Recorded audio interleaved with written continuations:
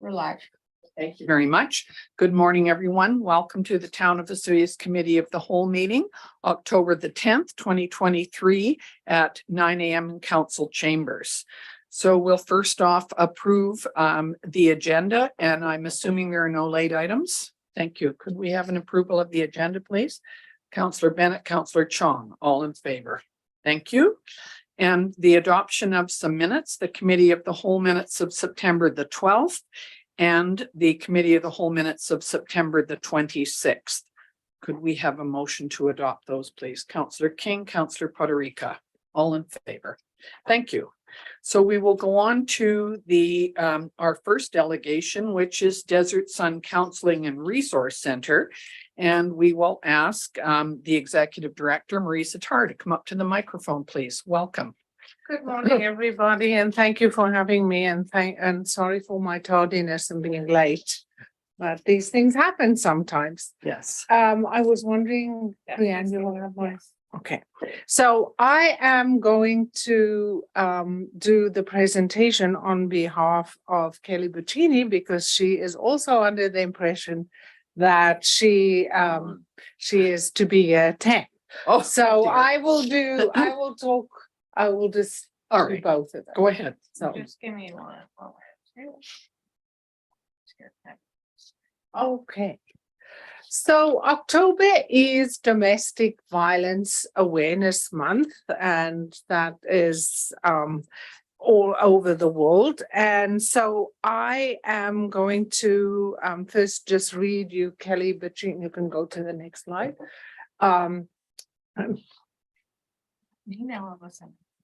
Just 1 moment. Sorry, Brianne. Happens when you go away. There we go.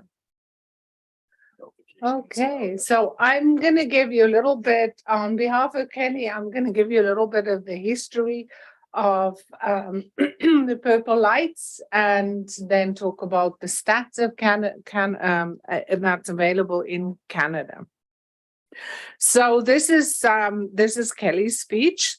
First of all, we would like to thank you for allowing us to speak to you about this topic. And we know that you get many requests, and so we're very grateful for being here today.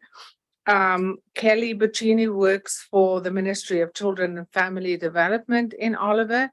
And the two of us would like to tell you a little bit more about the Purple Lights campaign and why it is important, not to just us personally, but also should be to the entire community.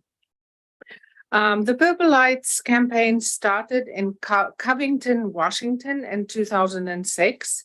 A domestic violence team had formed and wanted to do something to bring awareness to domestic violence. Purple is the color that symbolizes domestic violence, and it was then decided to use this color with a light bulb to shine a light on domestic violence. This initiative has become worldwide, and Kelly has worked on a domestic violence unit in Abbotsford with the municipal police and victim services. And Purple Lights was a great platform over there to bring awareness to domestic violence, where they had businesses light up Purple Lights around town. They had an art contest, social media events, and a town light up. According to Statistics Canada, in 2021, child and youth aged 17 and younger represented 19% of police reported violence, family violence. Since 2009, violence against children and youth has gone up by 25%, with a larger increase of 31% in females. Finally, during our pandemic, violence against children and youth was 9% higher than the years previous. We don't want people to suffer in darkness, thinking there's no one out there who cares. Violence behind closed doors is shameful and terrifying. We want to erase that stigma. These incidents are underreported because women, who are the majority of the victims, are afraid of the repercussions, including financial losses, the belief that they will lose their children, that there will be revenge, blame, or lack of safety outside of their home that is worse than what they are living in. Shining that light will bring information to them. It will hopefully also give them the courage to leave those unhealthy relationships. We want people to know that domestic violence and family violence has no place in our communities. We want people to know that they are not alone. There is hope and there is help. It's our dream that this first step, which is small, will not be the last one. We want this to be bigger and better each year, include more community members, have more activities, include businesses and anyone else who wants to make a difference. We want to see Osoyoos and Oliver awash in purple. And thank you for being open to our request for lighting up your town hall in purple. And we hope that this will be a first step. And we will be back every year to ask the same of you. Again, domestic violence has no place in our communities, and we want you to shine a light on this problem that is so unfortunately abundant in our communities. I'm going to give you a little bit of what a local perspective of what we see in our community. If you look at the crisis support block in the donation and at work block there, poster there, you will see that last year, and this is actually the 2021-22 fiscal year, we received 684 calls from women who were feeling trapped in unhealthy relationships. We spent 6,840 hours doing outreach work to women and children who are suffering from domestic violence. We helped 88 women flee abusive relationships. We housed 48 women, 3 children, and 3 youth. And unfortunately, just since April of this year, we have already housed 10 youth and their parents. So we are not 10 youth, 10 children. So we are actually seeing, once again, an increase in domestic violence. Next slide, please. It's also important to note that there is no discrimination between classes. Domestic violence happen in the richest of homes and also in the poorest and most vulnerable of families. So there's no discrimination. It lives amongst us. And last slide, I believe. And so I just would like to show you a short little Vimeo. It's only 3 minutes long. And I think I sent that to you extra because I couldn't somehow embed that into the video, into the presentation. It's in the email. Okay. And this is just a short 2-minute Vimeo on the impact that we have on our clients and how they do manage to change their lives around after staying with us in our safe home.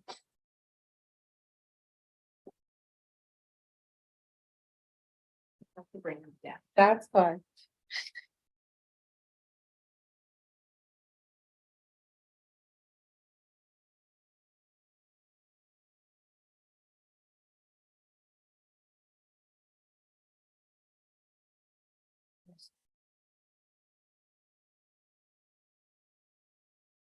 So does anyone have any questions while we wait It for it? was included in our agenda, Yes, so so I you have watched watched it for it. sure. I'm Okay. I If consider it everyone has important. watched it, we don't need to watch it again.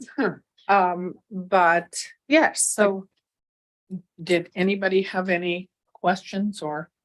So I do know that down at Gyro Beach, we have the ability to turn on lights. Okay. And I don't know whether there is a purple one, but there definitely and it's often done at Christmas time or other special Yeah. occasions.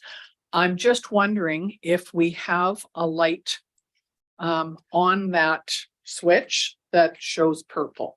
And I'm just going to ask the CAO if he could look into that. I'm just not sure whether there is or not. Yeah, your worship, I'm not sure. I know there was some problems with those lights, but they Oh. may have been repaired. I'm not. They might have been, they're not used that Okay. often. And that's the concern. But just let me say, Marisa, that just you being here and explaining this on camera is on our website now. Anybody can watch it. And I think there was an article in the Times Chronicle as well Yeah. on this. Yeah. Yes, so go ahead, I Councillor think King. we might have purple lights down at the water. Under the bridge there. Are there purple lights for where the fountain The is, you fountain. mean? Oh, yeah, the fountain. Okay, could we look at that as well, The just to fountain, see the purple lights? fountain? I will ask. It's possible, but, That was and one. does this It's fountain not- out here have lights? It's not possible Oh. for gyro. Director Bronstein just texted me and let me know. Um, They fountain, don't have it, I will okay. ask about the fountain, and not. I Thank don't you very believe it's- much. If there is, I did bring up the video if we do want to play it. Yeah, go ahead. has everyone seen it? No. Okay, go ahead, then play it. Well, it's come up. It's just in words. It's not a video. Sorry, where's that? You just have to. Yeah, press on. sorry, there we are. There you go. Basically, I meet my clients where they're at, both physically and mentally and emotionally. When I came to Desert Sun in September, I was depressed, dope sick, scared, alone. I'd only seen my kids 4 times in a year. I was scared of being there, but getting sober, doing the right thing, facing my fears after a couple of days of clean time with nowhere to go and not knowing what to do. I met a Desert Sun worker that gave me a chance when I didn't fully want to give myself a chance. I meet a lot of my clients at hospitals. I've met the woman on the stretcher going into an ambulance. I pick women up on the side of the road, hiding in orchards, trying to flee from their abusive spouses. Most clients come to me either completely lost and broken. It's my job to make them feel safe, right? It's my job to connect with my clients and to form a relationship built on trust. At this point, they have nobody they can trust. With the help of Desert Sun and Lisa, I regained peace in myself, started counseling, and self-care, baking. Got a great sponsor who stood by me and gave me a push when I needed help. Helped me get my own home, and now I spend every day with my kids, get them for sleepovers, cook meals, and bake with my kids. Yeah, my job is to keep our clients safe, to support their decisions, and to help them find a peaceful, healthy, and very often new way of life. I lived at Desert Sun for 4 months, came there with nothing. One of our biggest challenges is where do we go with them once they're done? You know, most state houses are a 30-day stay. We bumped ours up to roughly 90-day stay. That's a huge crisis, is the housing. I don't know what to do with them after the 90 days. I have been able to this point, luckily, to find housing for most of them, but there are the odd ones that slip through the cracks. I've never worked with such an empowering, beautiful staff, you know, we all work together no matter how hard my day is, no matter how much I've gone through. I know that there's a shoulder to cry on or an ear to listen to me, or just someone who has my back at the end of the day. So when you bring a woman in and she can barely talk and she's come from such a horrible place, to see her blossom, to see her grow, to see her become the mom that she is, without all the abuse and the pain in her life, and I'm the woman she's meant to be, that's hugely rewarding. But I couldn't have done any of it or been where I am today without the help of Desert Sun.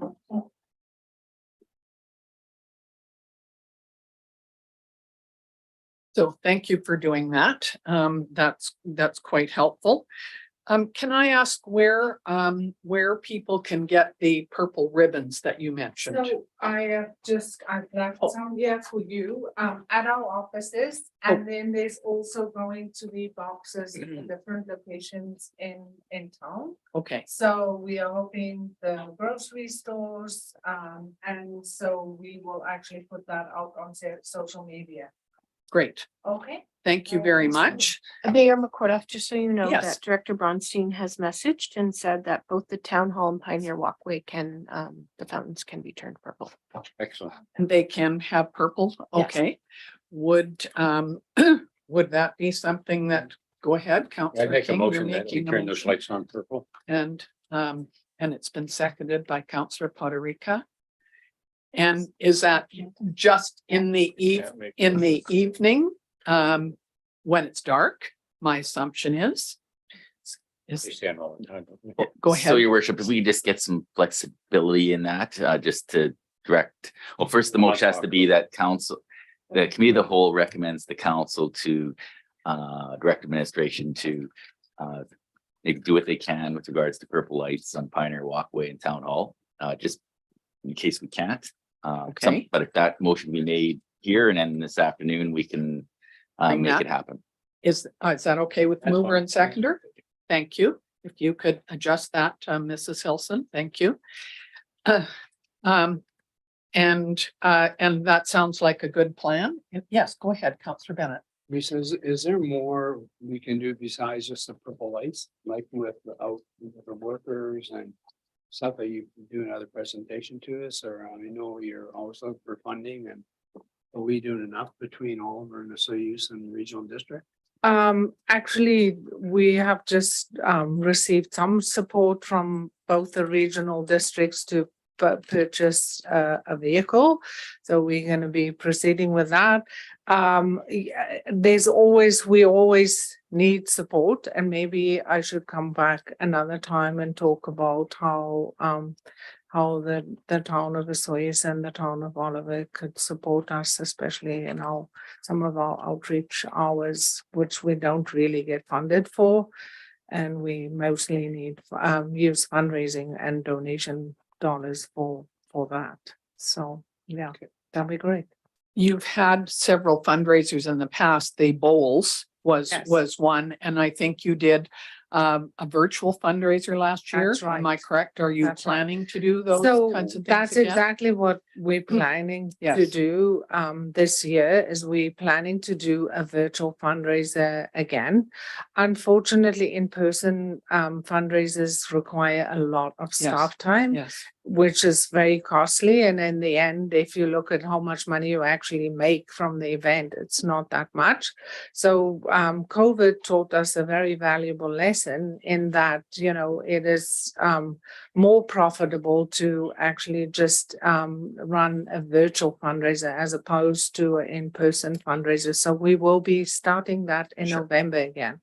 So yes, and we are hoping that that will get lots of support from the community. I'm sure you will. Donations. Can I ask, I'm assuming that you continue to work with the RCMP and Victim Services Yes, because they're very active yes. in Oliver Osoyoos, and we have a wonderful Victim Services Yes. group in town, which I'm We sure would be certainly very do, helpful. and they actually work alongside us Good. on most of our cases. So yes, we're very grateful for their support and for our collaboration with them, for sure. And one more thing, I know that the RCMP, as part of their program, do what they call wellness checks, and Mhm. they check on Yeah.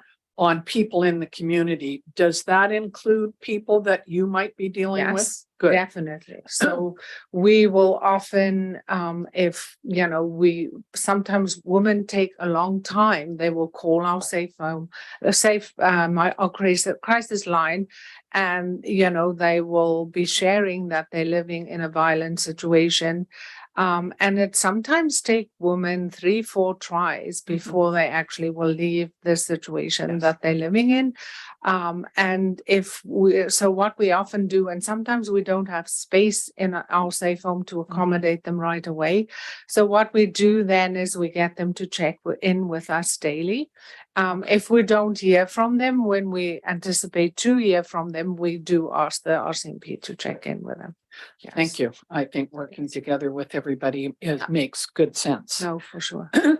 Okay, I think we made a motion and it was seconded, but I'm not sure whether we, did I ask for a vote on that?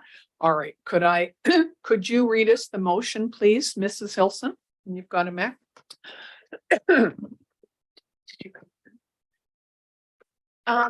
So that the committee of the whole suggests to council to direct administration to turn the town hall and Pioneer Walkway fountains to purple for the month of October.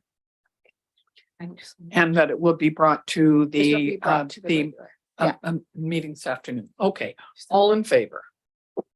Thank you very much. And thank you for coming and very talking with us. Okay, so we'll go on to our second delegation, which is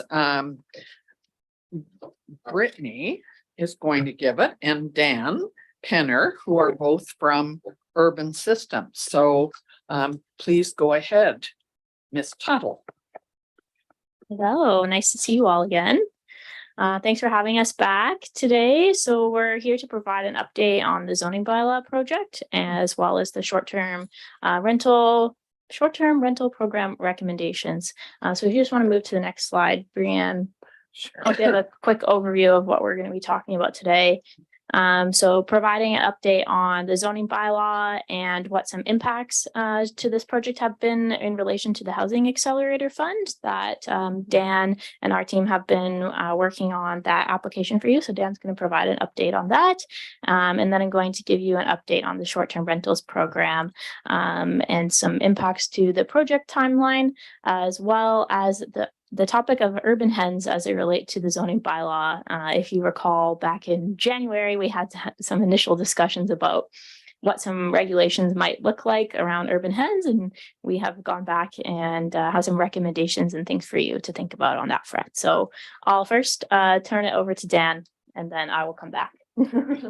Thank you. It's good to see everyone again. So you can go flip to the next slide. So just going back to our presentation in August. So we supported, the town here in putting in an application for the Housing Accelerator Fund, which, as we know, is really just a program to provide resources to help you do the work necessary to facilitate housing growth and development in the community. And if we can do that, there's obviously another financial incentive in terms of actual dollars that can be used for, building infrastructure, community amenities, direct financial supports, other things to actually help build housing here in the community. So go to the next slide. So at the time, we'd gone through a list of initiatives that we'd kind of scoped out with SCAF, projects that were, originally always anticipated on being done, but, this is a great opportunity to use funding from CMHC to do this work, which involved a secondary suite and carriage home strategy, which is really looking at policy amendments to your zoning bylaw and official community plan, just to help enable or broaden the permittance of suites in here in the community. There was a project involving looking at, different incentive packages for non-market affordable housing and other priority housing types in the community. So based on, as a municipality, what we're able to provide through the local government act and the community charter in terms of density bonusing and, property tax abatement potentially, what are the, the incentives that are available to us and how can we put that into a package to, again, bring housing up here in the community that we want, that makes sense for us. There was another project that included working with the Soyuz and Van to develop an MOU, really a friendship agreement on how both parties are going to work together on, developing housing in the community. The nation owns, some properties here in the community that require servicing. Is there a way to work together on that? But the big project was the missing middle strategy and implementation, which is really a title for further updates to your official community plan and zoning bylaw to really understand how can we densify certain areas of the community with new types of multifamily housing that makes sense for us, but would also be supported by the infrastructure that's in place in the community. So a big part of that project was actually doing an assessment of our water, our sewer, our stormwater systems to figure out like, how much capacity do we have for new housing? And where does it make the most sense to like, target certain areas for new housing based on like, what's in the ground and what we have. There was also a project involving land acquisition and disposition policy. So, there's a bunch of town-owned, lands here that maybe can be disposed of or at least, to BC Housing for affordable housing projects. There's also, some crown lands within the municipal boundary that may be of interest for acquisition in the future, just to expand your land base and develop. So there's a whole project that was, part in assessment of like our lands and lands that we may want to acquire, but like turning that into an actual policy in a process for how to undertake that. One item that is missing from this list. So Rod and myself had an opportunity to meet with a CMHC representative to review the application before we put it in. And her recommendation was to include an asset management plan as well, because I know that's a big priority here in the community, here with council as well, to do an asset management plan and on the administration side. So we did include that as a 6th project. Because Osoyoos is, classified as a rural or small community in the program fund, they'll only fund 5 of these projects, but they said, what, we encourage you to put in the 6, and whatever the highest 5 scoring ones on our end are, like, we'll fund those sort of thing. So that's been included as well.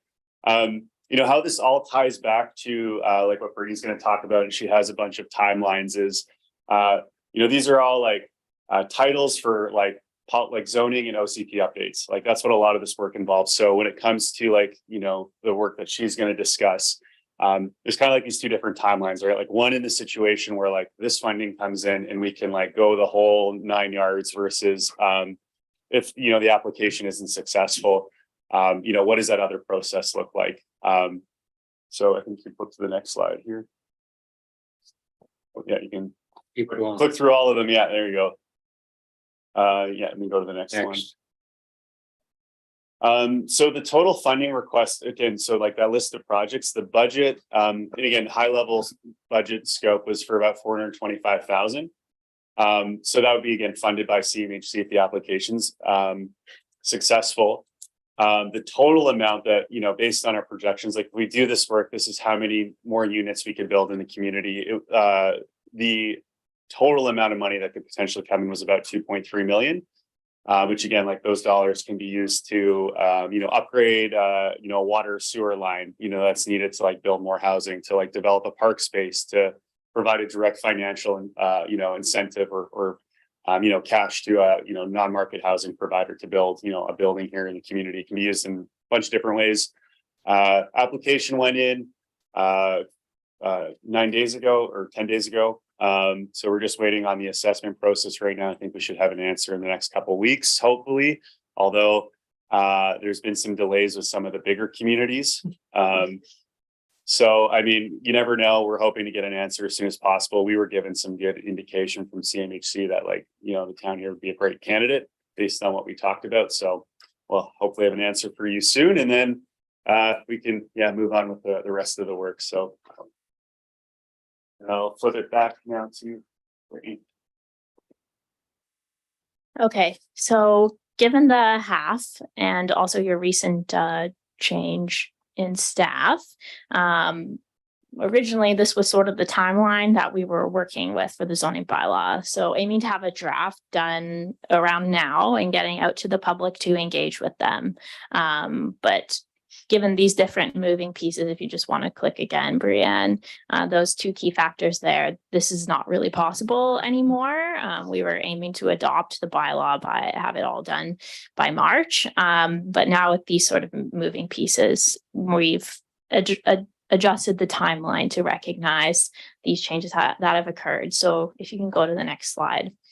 This is what the timeline looks like if Osoyoos is successful in their half application. Because of all of those pieces that Dan just mentioned and their direct correlation with the zoning bylaw and the OCP as well, there will be a significantly expanded scope of work compared to what we were initially doing. And there's also timelines associated with the half funding itself that need to be met as well. And so this timeline that I have on the slide here reflects what those timelines are for half.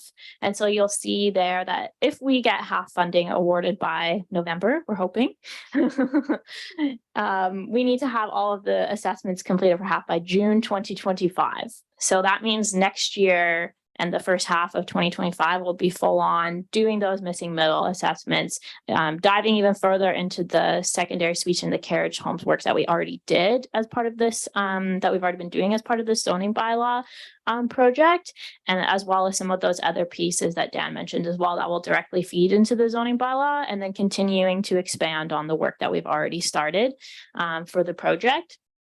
And so that would all need to be done by June 2025, at which point we would bring a draft bylaw forward to the community in the summer of 2025 to present to them the new bylaw and seek their feedback, as well as have a workshop with you to go over everything and seek your feedback as well and make sure that we get it right, which would lead us into the approvals process happening in the later half of 2025 and the whole thing hopefully being adopted by the end of 2025, early 2026.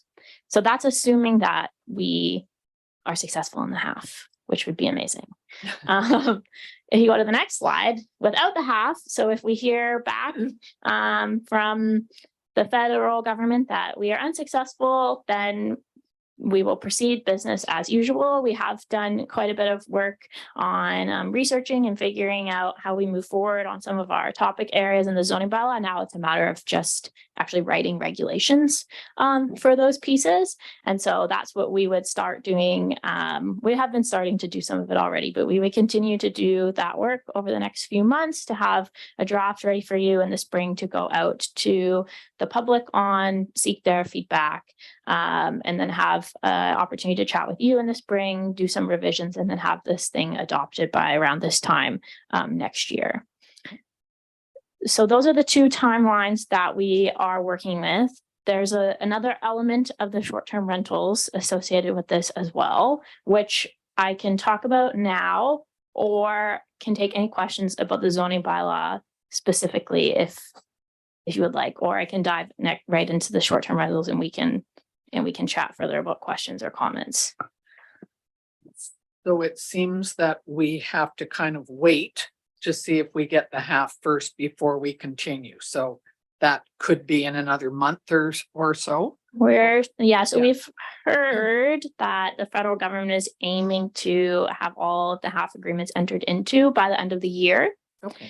So that in 2024, everyone can start fresh. That's what we've heard. So we're hoping that is the case. All right. Well, thank you. So, are there any other questions about the zoning bylaw, or then we can go ahead with the short-term rentals? Yeah. Thank you. Okay, so the short-term rentals, given the changes in staff, Mr. Riesling had approached us asking if we may be able to revise our scope of work for this original contract that we entered into to help with the short-term rentals project. So originally what we were asked to do was go out to the community, engage, hear what their thoughts were on short-term rentals, and devise a general approach for how we may proceed with that. And as you are aware, we've been involved in numerous conversations with yourselves to seek some direction and feedback on how we may go about doing that. And as part of our original contract, it was then we would write up some recommendations and hand it over to town staff to then take our recommendations and actually implement them. But given the changes in staff and the shortages in resources in the planning department now, Mr. Riesling had approached us asking if we may be able to help actually drafting those regulations to permit short-term rentals in the town as per the recommendations that we have created. So we've submitted a revised scope of work to the town to review and contemplate, which outlines what that would look like for us moving forward. So this would entail us updating your zoning bylaw, which would be this new zoning bylaw that would integrate these regulations to permit short-term rentals, as well as other bylaws that would be impacted by this. So such as your business licensing bylaw, your fees bylaw to reflect these changes, as well as creating application forms for folks who were coming in to apply for a short-term rentals permit and updating your business license application form too, as that would need to be a new category of business license as well. So that's why your business license bylaw would need to be updated. So we have provided that scope change to staff to review.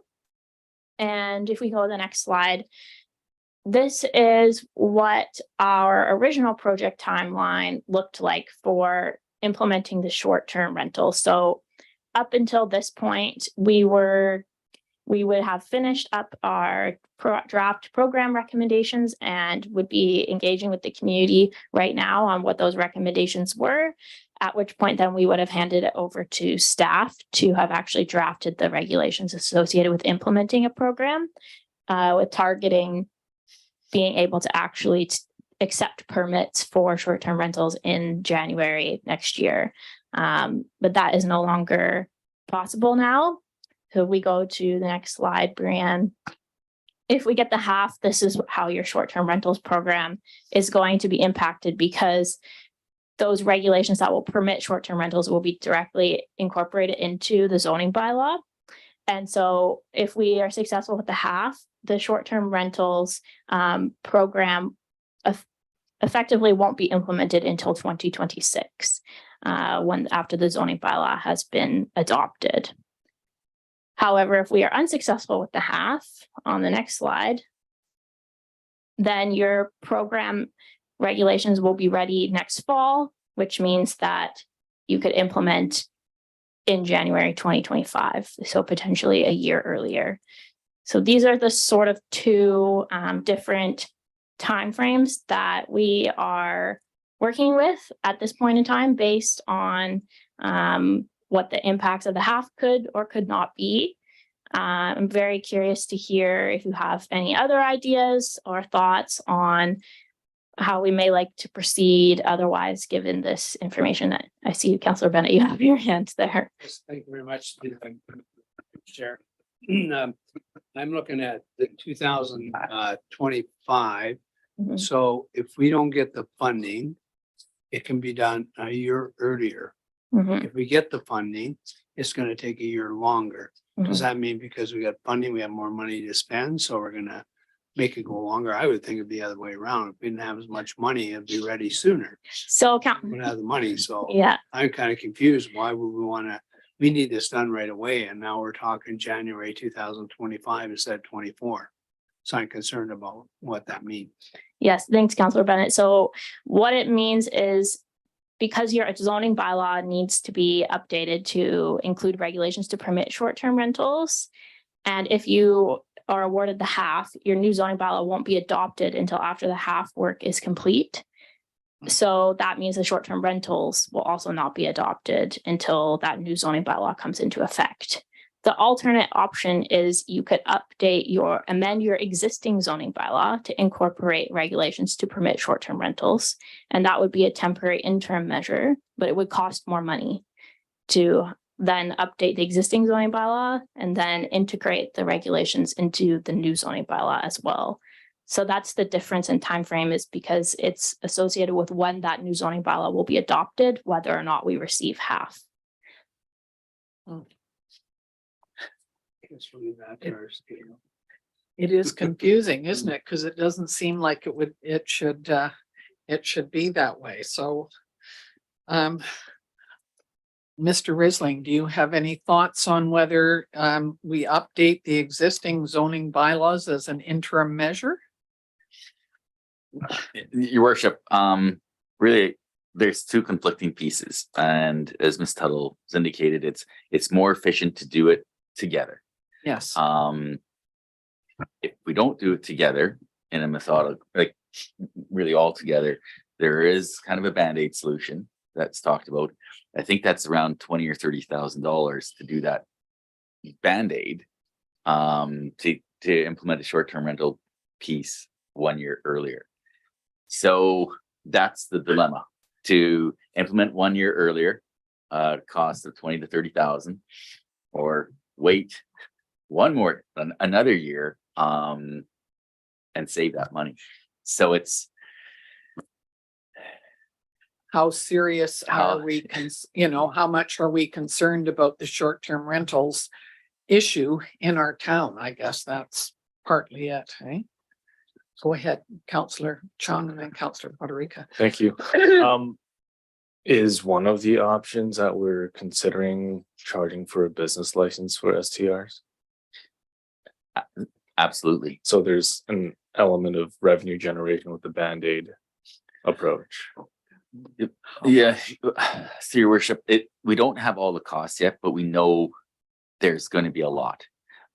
Software alone is about 10,000 by law. And I think everybody here knows about the legal expenses that we incur on some of this bylaw enforcement. So that's going to likely occur regardless, but there is a lot of work to do to enable to implement a program of the size that we have in the community. So I don't know if I'm really answering your question. It's can it offset some of the costs? Yes. But it's an extra 20 or 30,000 on top of the software, building inspections and all that type of stuff. I mean, it's going to be pretty significant. May I as well jump in as well? And another thing to consider as well is town staff had previously indicated that as of right now, staff don't have capacity to actually review all of these applications and issue the permits. And so additional support would need to be retained to do that as well. So that's another cost to consider. For sure. Councillor Federica. Thank you, Worship. Just a question. So, I think at one point we talked about maybe doing a pilot to some extent there towards the end. So that would that be the suggestion that we'd be looking at a start after January 2025, 2026, look at a pilot and then review and go from there? So this would be the pilot program essentially. In order to make it happen, you still have to permit it in your bylaws. Okay. Yes. I guess my other concern would be, we know there's approximately 225 plus. We know that we're paying enforcement costs right now. We know there's risks associated, and I do have concern with us waiting another, now at least 2 more years for us to consider, moving on this bylaw. We know it does generate, the operation of them, regardless whether or not it's allowed in town or not, does generate revenue through MRDT, but obviously there's some concern, I think, of waiting another 2 years for us to wrap this program up and hopefully start with something we hope is going to work for us. But thank you. Councillor King. Thank you very much. If we move this up earlier, does that have any impact on the funding request? No impact on the funding request. And I would presume we've already put out the notice trying to hire a new planner. Yes, that went out last week. Yeah, so again, I'd like to see this move forward too. So I'm wondering if, because we don't have enough staff in the planning department right now, whether this could be postponed for, say, 6 months, and then look and see if we do have enough staff and are able to move forward. Is that a possibility or not? So I think likely not. I think there's 2 or 3 pieces here, and I can't speak for Ms. Okay, sure. I don't know how long it takes to do all the zoning bylaw type stuff. On the administration side, regardless if we have a director in place or not, there is a lot of additional work Yes. on that wouldn't be just completed by that individual. I mean, getting potentially on a short-term basis, additional building inspectors, getting the software up and running. My understanding is to get that software is a year wait. That's how much in demand they are. So if we actually bought it today, or it takes us a year to actually get it. So we haven't done a really good analysis as to all the resources we're going to require. We do know some of the other jurisdictions that have implemented such a program actually hire a full-time employee just to administer this. So we haven't done the analysis if we have 235, if that's 3/4 of an FTE, or if, so there's some pieces we need to do. So I mean, one of the positives is doing it earlier, knowing that council has wants to do that. We can then move to that next step of doing some of the detailed analysis as to all the administrative pieces that we need to do. So there's this piece, and then there's the actual legal bylaw piece. Did I answer your question? And I think it will take several months to actually do the amendment. The amendments themselves will take maybe 4 to 6 months Okay. to do. So Mayor McCorduff, I guess to answer your question, if you wanted to delay so that council has time to think this through further and consider the impacts after you've hired someone, we could start doing this later next year. However, I don't know if we start doing this later next year, if it would align with this timeline that I have on the screen to have everything adopted by September. So that's something to keep in mind as well. Thank you. Go ahead, Councillor Bennett. Thank you, Madam Mayor. I agree with my colleagues here. I think we need to do this a lot sooner than later. We've been playing around with this for 2-3 years, and it's getting worse and worse, and people are upset, and we gotta do something. So your worship, so knowing that, if that's seems to be the consensus around the committee of the whole's thought process. Probably the suggested approach was to recommend to administration to proceed, knowing that you want this done sooner rather than later, and we can do some additional analysis on, I guess, administration side to see what we need to put into place to actually meet a timeline of like 2025. So kind of like a go forward green light. January 25 seems like the fastest that it can be done legally. And we can bring back some more information as to what it will take to do that. So would that make sense that we ask you to have a look at how we can move this forward? Is that enough of a guideline to allow us to perhaps see this earlier than later? Yes. Okay, Did the other slide not show 2024? sorry. Were we talking 2025? I think 2025, it's pretty much impossible. Even like say, again, the software piece that Yeah, it we would takes a year. require to administer the activity in that market. Oh.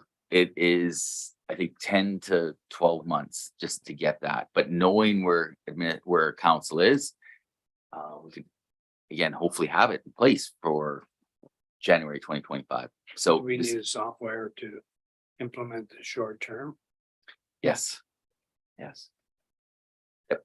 It's a piece that monitors the activity out there. So just basically, I think every jurisdiction that's out there utilizes it. That's part of the problem. There's so many Airbnbs, there's so many municipalities attempting to move in this direction. They can't keep up. So have you got enough direction from staff, or did you need a motion that we? I think a motion would be good for administration and the public to that the committee of the whole recommend to council that administration proceed with the next steps in for full implementation of the short-term rental program December or January 2025. Yeah, okay, is Yeah, Zach question. seconding it? Yes, go ahead. What would be the timeline on you bringing back the information that you felt you would need? Because this could take 6 months for you to come back to us, or Well, 90 days, 60 days? No, I think knowing the software requirements, knowing that we need a year there, I would hope within the 90 days, they try to do it Okay. before Christmas. Okay. I think that's, otherwise I can't make it. So I need to. Sure. we need to do Well, that. software can be downloaded quite easily. It's having someone administrative would be the question. I mean, software is tomorrow you could have it. No, it No. takes actually a year to get that software. Really? Yep, Mm. 10 months to 12 months was our last update about 2 months ago. That's how backlogged they are. There's so many municipalities attempting to do some type of program. They can't get the staff to actually do the things that we need them to do to implement. So Did you have something? That's Rob? another question. Yeah, go ahead. So has there been any, I know the province had indicated by this fall, they were hoping to have some guidance from their side on terms of the enforcement of, does that come forward yet? Not yet, Councilor Pacheco. We are still anticipating an announcement from the province at some point this fall. Okay. So we've had it moved and seconded that we move forward with this a little faster, and I don't know whether we've taken a vote on that. No? All right, could I ask? Sorry, Yes, there's Councilor. okay, all in favor? Thank you very much. Okay, Okay, next part of the presentation And on backyard hens, maybe a little bit more fun.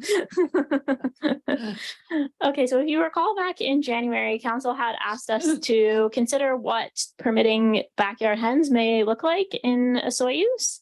And so if you go to the next slide, Brianne, we have done some research and given some thought as to what this could look like. And so what we've proposed right now to staff is that we may consider permitting backyard hens in the R1, R2, and R3 zones, or what their equivalents may be under this new zoning bylaw update. And so essentially these are your single family residential zones. The R3 zone also does permit semi-detached or duplex units as well. So that's something to consider. And we have some initial setbacks proposed for where the coop may be placed and it needs to be placed in the rear yard is what we have indicated. And some certain height specifications, how much covered outdoor space is required per hen. That is another common regulation that we have seen in terms of the coops, and that you can have a minimum of 2 hens to a maximum of 6 per parcel. And that is in relation to the health of the hens themselves. So most communities permit about 4 hens per parcel. So we've given you an option there to think about if you want to go with as little as 2 or as many as 6. And this is in line with what we have seen in general in other communities that are similar size as a soy use that permit urban hens. And so if we go to the next slide, we just want to give you a couple of things to consider before you make any decisions on how we might proceed with permitting urban hens or backyard hens in the zoning bylaw. And so one of them is just contemplating things like nuisance related to noise and smell. So there won't be any roosters permitted. It will only be hens. So you won't have roosters cock-a-doodle-doodling every day. But there will still be some noise associated with the hens and potentially smell as well. So just thinking about, if most folks decide to move forward with this, how might this look in our single family residential neighborhoods now? And also thinking about, as we move forward with our carriage home program in the zoning bylaw, do we want to permit backyard hens on lots where we might have a carriage home or a secondary suite as well? Will that be too much happening on the property? Because we are originally what we were proposing for carriage homes was that they would be on R1 lots. So that's something to consider. If you have an R1 lot with a carriage home, do you want backyard hens there as well? And then for the R3 lots where they're semi-detached forms of housing and duplex forms of housing, are we okay with having backyard hens on a lot where there might be 2 dwelling units? And so would each dwelling unit be allowed to have a coop, or would only one dwelling unit be allowed to have a coop? How does that look like? So there's a few different things that we just wanted you to consider before we move forward with implementing these regulations as part of the zoning bylaw update. So I will turn it over to you. We can go to the next slide if you'd like us to proceed with what we propose, or if there's any changes required, if you have any questions. can I ask, have you have talked to other communities then who have this? I think Oliver does. And have there been any pros or cons that you've heard from them since they implemented it? And one of the things I thought of right away was, what about coyotes, wild animals that might interfere with that, and I wasn't sure whether that was part of what you looked at or not. So that's a great question, Mayor McGuire. The wildlife is a general concern everywhere. Even in places like Kelowna, there have been incidents where raccoons have come to check out the hens and disturbed them and whatnot. So that is a risk for sure, that you can experience. Just something to consider. There's not really anything that we can do to address that per se on the zoning front, but that is a consideration for sure.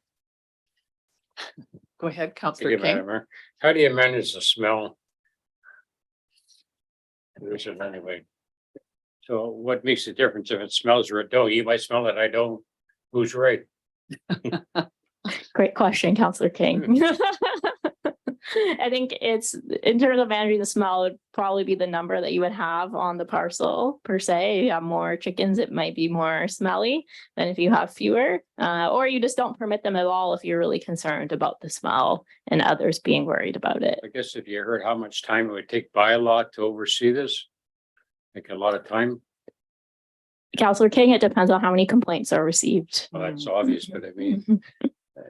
I could see moving ahead with this, but it maybe only to 4 instead of 6 hens.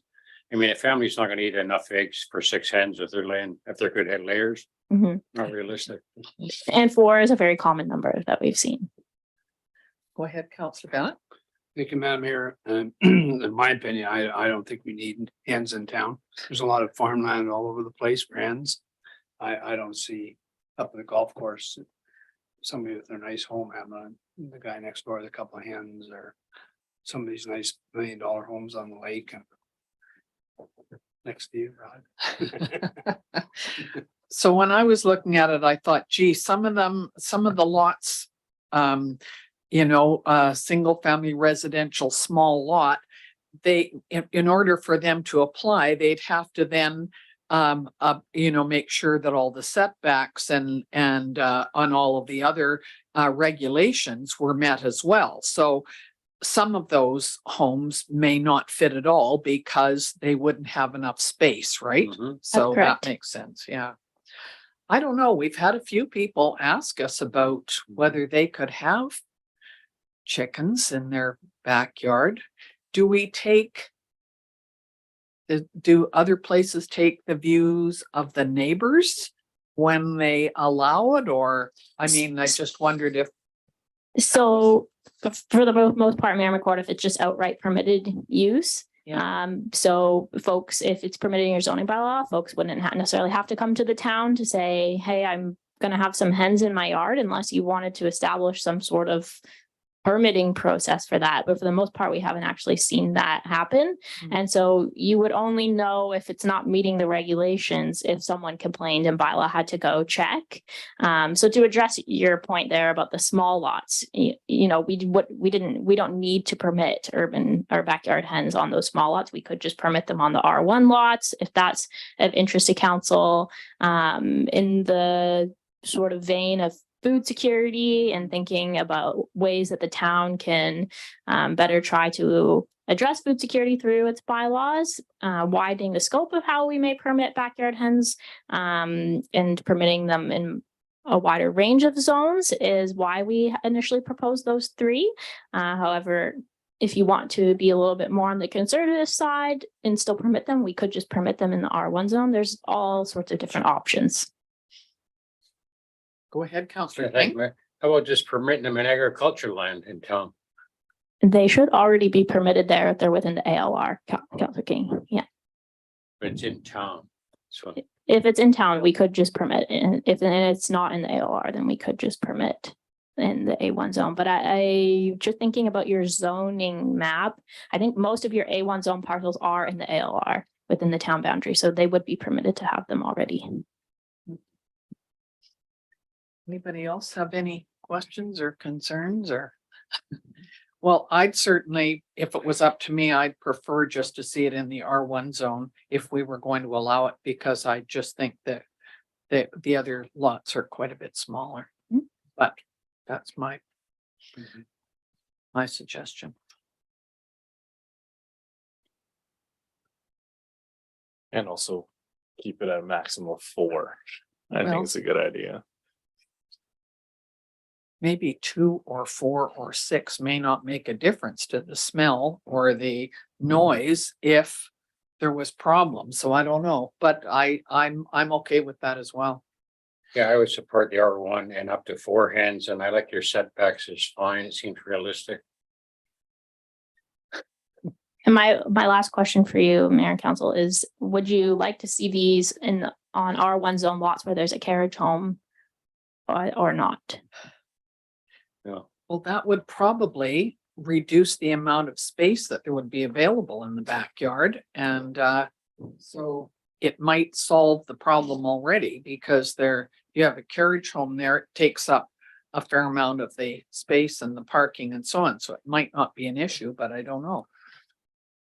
it builds a chicken coop before the heritage home comes. Who moves the chicken? You're gonna have all kinds of issues. The hens get to live in the carriage home. Have a nicer coop. And what size is a chicken coop, a carriage home? Go ahead, Councillor Bennett. Thank you, Madam Mayor. I just think of what it's gonna cost to have the bylaw officer at so much dollars an hour to go and take somebody's hen and what the cost is versus a dozen eggs. I mean, that's my thought. Yeah, What are we doing? But that's just me. which Okay. is why this is coming back to council to have a look at for Hey, sure. well, I guess another Go ahead. question too is if we do seize hens, where do we put them as a town? In the dog pound? Yeah, which is in the ops yard. So, through your worship, we haven't researched that. We even have a problem right now with like with dogs. We know we've got to do some changes to our facility. Just like that's been talked about, there's pros and cons depending on what your Yes. philosophy is. Administratively there's more things like this, yet there's more administrative type time. Everything from well, I'll just use dogs. Like we sent our bylaw officers on training and how to deal with vicious dogs and how to handle them, et cetera, et cetera. Chickens, yeah, like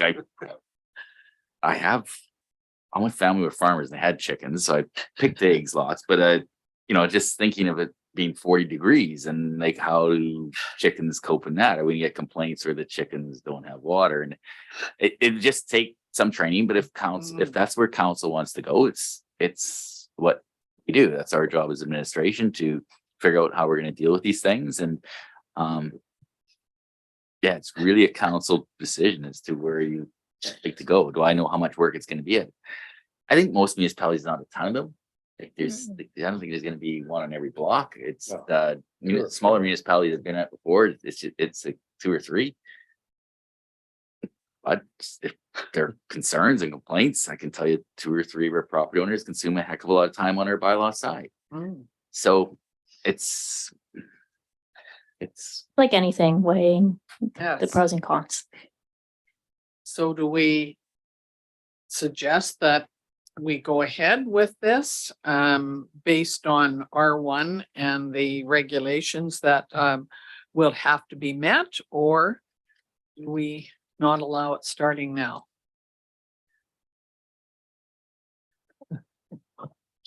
Go ahead. Well, I'd support moving forward with the zoning bylaw on single family only and up to maximum 4 hens. And your others, everything can stay. Is there a seconder for that one? Okay, Counselor Poderica. Anybody else? Counselor Chong, you look like you're thinking about something. I'm just flipping a coin in my head. Like the pros and cons are like. I know, basically even, so. I know. So, it's been moved and seconded that we go single family residential only as a proposed and that 4 hens meeting the regulations that are set out. We'll ask the question, all in favor? Against? Well, that's understandable, isn't it? That we would have 2 sides to this for sure. All right, well, we will let you work on that and see what you come up with. Sounds great. Chicken bylaw training. Chicken pie. Egg tax. Yeah, egg tax to pay for the bylaw. Okay, so just to wrap things up here then, so for our next steps, just pretty short and sweet. So hopefully within the next month, we will hear back about the Housing Accelerator Fund program. And we will be able to figure out how we're going to move forward with the zoning bylaw and let you know if it will be the 2025 or 2026 and for when it will be adopted. And then we'll proceed with starting to draft some of those short-term rental program regulations, and we'll work with staff to determine how some of that may change based on our discussion today. Okay, thank you very much. Yeah, thank you again for having us. Not alone Thank this you for time. coming down and Yes, sharing thank you. this with us. Okay, so I don't think we have anything else on our agenda. Counselor King, You're right. seconded.